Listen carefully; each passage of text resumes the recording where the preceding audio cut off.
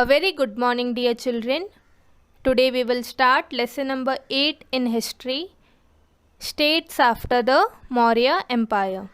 In the previous chapter, India during the Maurya period, we studied about the rule of Chandragupta Maurya, Emperor Ashoka, and his work for the spread of religion, public welfare activities, and also about the art and literature during that period. In this chapter, we shall study about India after the decline of Mauryan period, which new dynasties and kingdoms emerged in India, and how did they expand and extended their kingdoms. Here on the left side, you can see an image of the map. The part that is shaded in brown shows the region that was occupied by different kings after the decline of Mauryan Empire. We shall learn about them in our today's class. The topics we will discuss today are the Shugna dynasty, Indo-Greek kings, Kushana kings, the Gupta dynasty, the Vardhan dynasty, powers in northeast India. So let us start with our lesson. Emperor Ashoka was the greatest emperor of ancient India. He ruled the Maurya Empire from about 272 BC until his death. And after his death, the Maurya Empire started declining. We have seen in the previous chapter that after the Kalinga war, Ashoka decided that he will never wage war again. He will never get into any wars. What happened in the Kalinga war? There was a lot of bloodshed. About 1 lakh people were killed and 1,50,000 people were taken as prisoners. After seeing all this loss of life of common people, he decided he will never get into any wars, and he embraced Buddhism and followed the principle of non-violence and ahimsa. He also did work for the spread of Buddhism in different parts of the country and the world. After the death of Ashoka, there were still some other Mauryan kings who ruled over the empire, but they could not have a strong hold and the Maurya Empire had to fall. The last Maurya emperor was called Brihadratha. The Shunga dynasty. Pushyamitra Shunga was the first king of the Shunga dynasty. He was the principal military officer or army general of the last Mauryan king Brihadratha. He revolted against Brihadratha, killed him, and he became the king himself, thus founded the Shunga dynasty.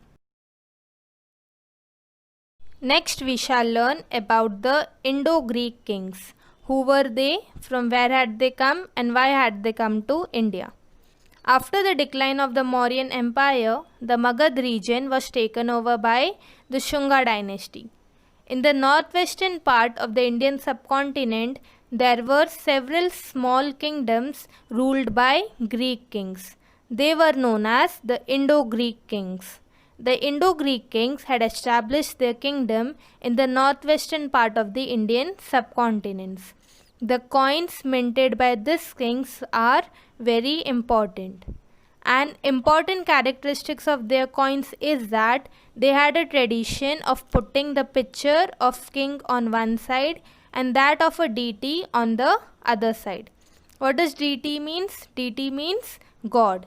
So their coins were made in such a way that on one side of the coin had a picture of the king and on the other side had a picture of God. This tradition was later followed by many other kings of India, and these kings also started minting the coins in the same way. One of the famous Indo-Greek kings was Menander. Menander is also referred to as, or he is also known as, Milinda. Menander discussed Buddhist philosophy with the Buddhist bhikkhu Nagasena. The question and answers that Menander discussed with bhikkhu Nagasena led to the creation of the book called Milinda Panha. Milind Milinda is another name for King Menander, and Panna is a Pali word which means questions. Thus, Milinda Panna means question discussed by Milinda. This is a book in which the question and answer discussed by King Menander and Bhikkhu Nagasena are compiled together. The Kushana Kings. India was invaded from time to time by several tribes. The Kushanas were one such tribe from Central Asia. They had established their rule in the northwestern region and in Kashmir in the 1st century India. The Kushana kings were the first to start the minting of gold coins in India. So the gold coins were first minted by Kushana kings. They started the creation of putting the image of Gautam Buddha and different Indian deities on the coin. The Kushana king Kanishka extended their empire. Emperor Kanishka was one of the Kushana king. He extended the empire from Kabul in the west to Varanasi in the east. He minted gold and copper coins. Gold and copper coins minted by him have been found in North India. The 4th Buddhist Council was held in Kashmir during the reign of Emperor Kanishka. Emperor Kanishka established the city of Kanishkapur in Kashmir. This is an image of the gold coins minted during the reign of Emperor Kanishka. The coins has the following words minted on it. Shao Nano, Shao Kanishki Koshano on one side, which means King of Kings, Emperor Kanishka Kushana. On the other side of the coin, there is an image of Gautam Buddha and the words Bodho, meaning Buddha, is written in Greek script. Ashwaghosh was a well-known poet who lived during the reign of Kanishka. He wrote the text Buddha Charita and Vajrasuchi. The famous Vaidya Charaka was also in Kanishka's court. Now let us gain some information about the Gupta dynasty. The end of the 3rd century CE saw the rise of Gupta dynasty in North India. The Guptas remained in power for nearly 3 centuries. The Gupta dynasty was founded by Sri Gupta. Samudragupta and Chandragupta II were the notable kings of the Gupta dynasty. We shall learn about them in the next slide. Samudragupta. Samudragupta was the son of Chandragupta I.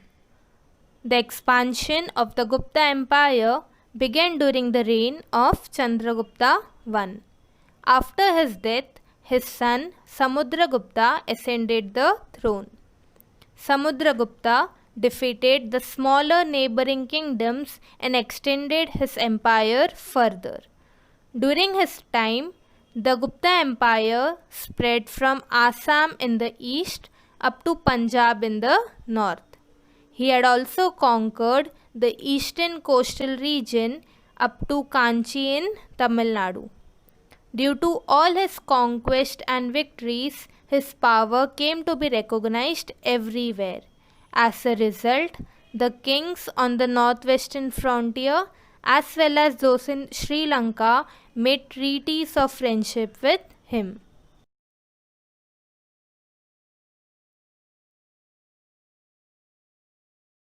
Here on the left side you can see a picture of a pillar.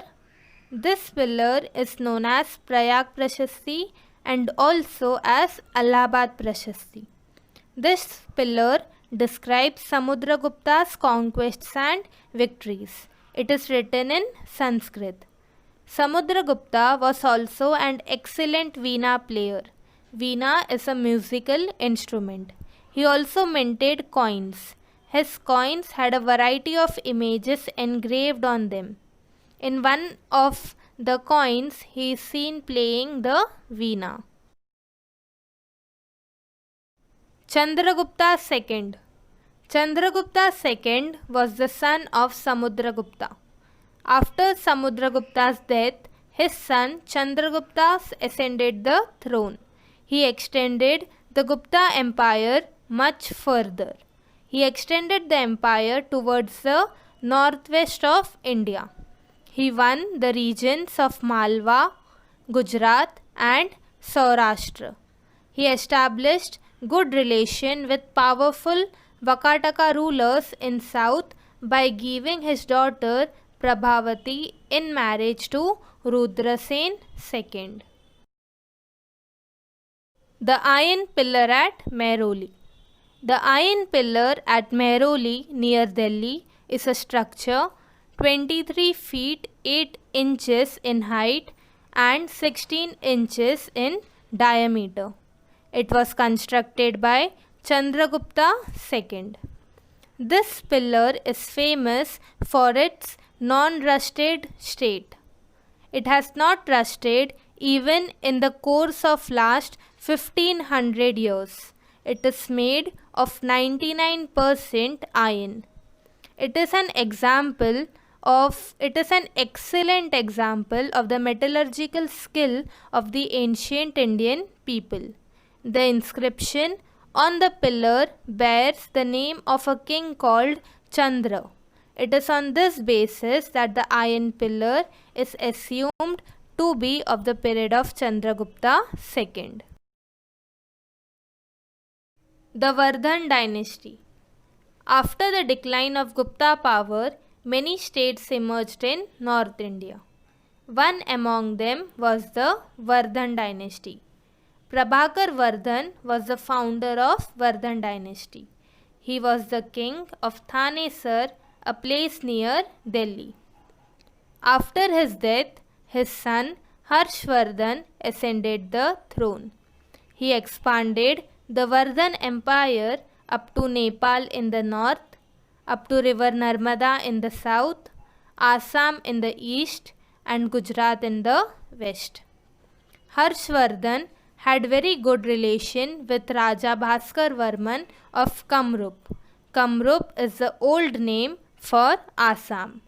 He also established friendly relations with the Emperor of China, and he even sent his ambassador to the Chinese court.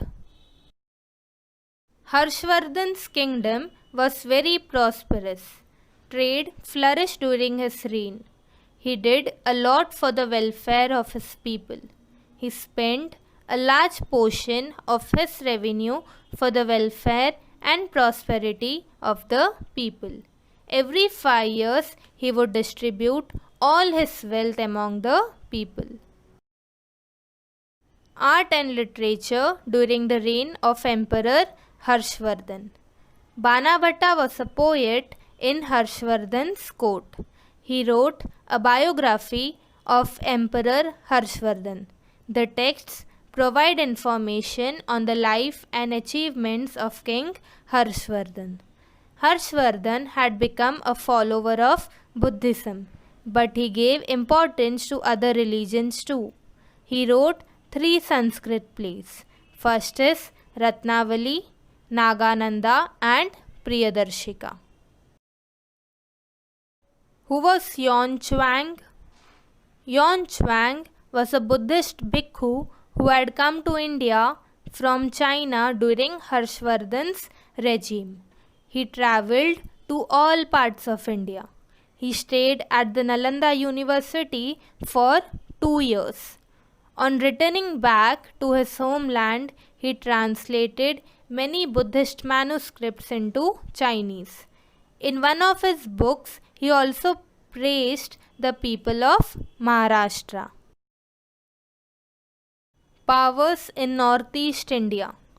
The state of Kamrup emerged in the 4th century of the Christian era.